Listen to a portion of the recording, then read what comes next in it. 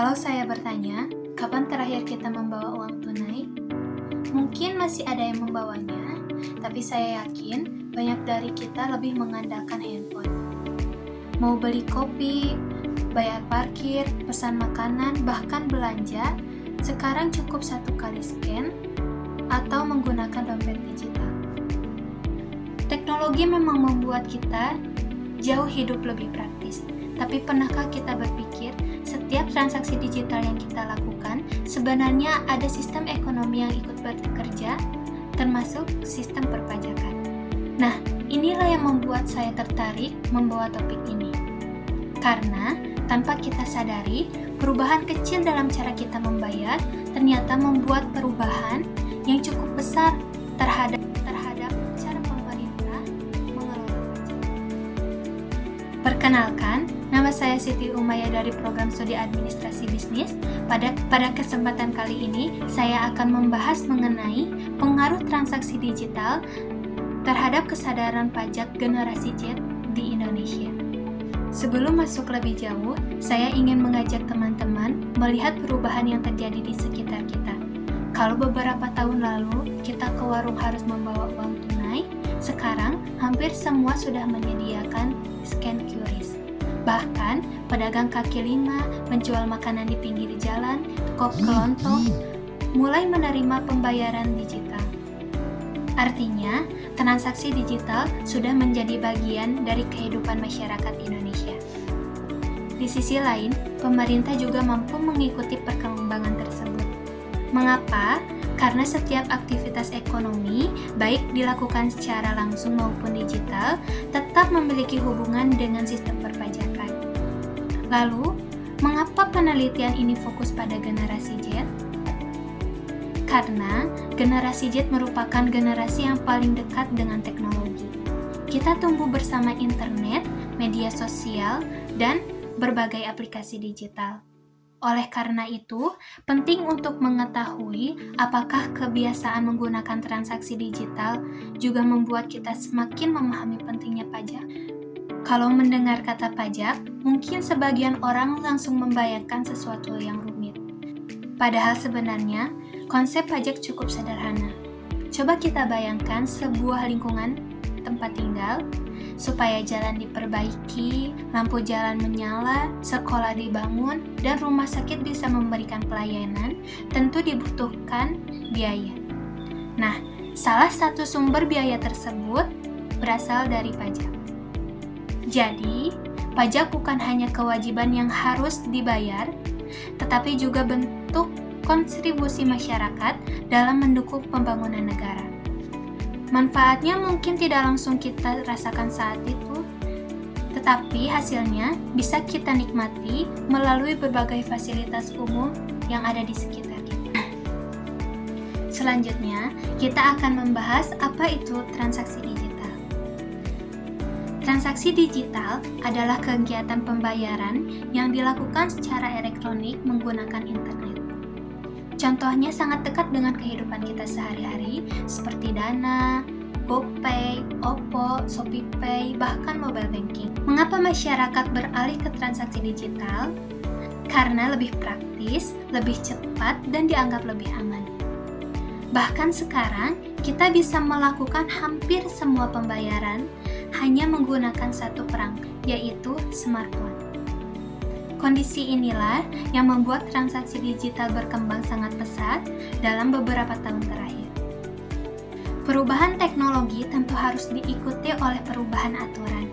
Karena itu, pemerintah menetapkan Undang-Undang Nomor 7 Tahun 2021 tentang harmonisasi peraturan perpajakan atau yang dikenal dengan Undang-Undang HPP.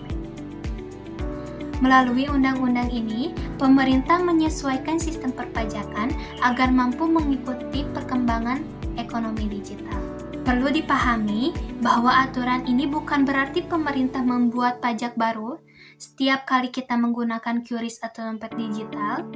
Yang berubah adalah mekanisme pengaturan perpajakannya agar lebih sesuai dengan perkembangan transaksi di era digital.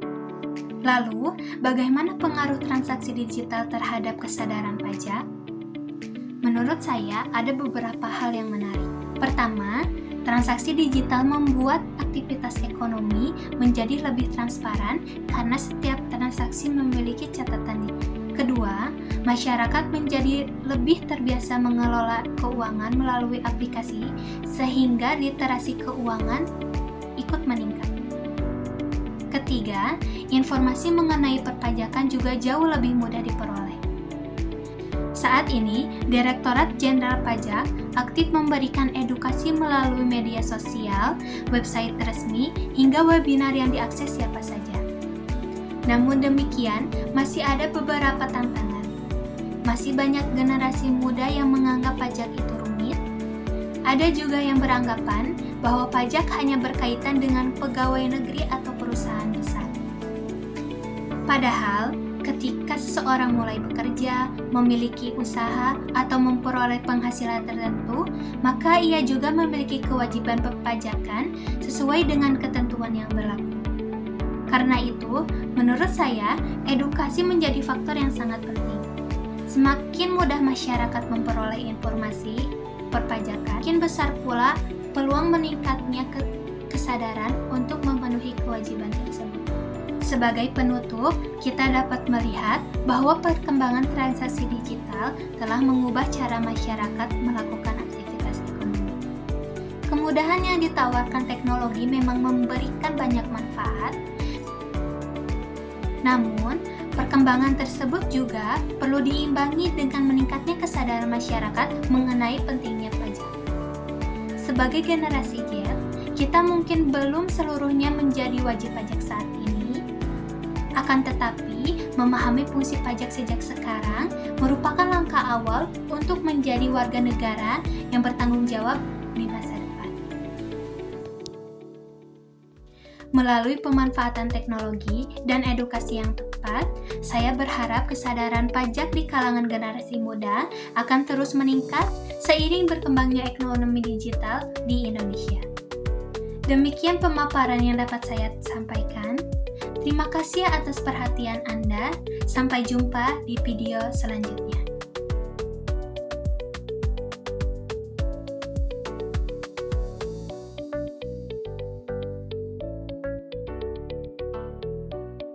Picture someone sitting comfortably scrolling through reels on their phone. This simple act has become a familiar part of daily life for millions.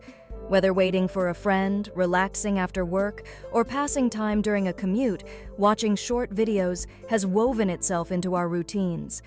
The endless stream of content offers quick entertainment, laughter, and even inspiration, all at the swipe of a finger. It's a habit that transcends age and background, reflecting how digital media shapes our everyday moments. In an instant, a wave of guilt washes over them, interrupting the mindless scrolling. The realization of wasted time and neglected responsibilities becomes impossible to ignore. With a deep breath, they set the phone aside, determined to reclaim a sense of control.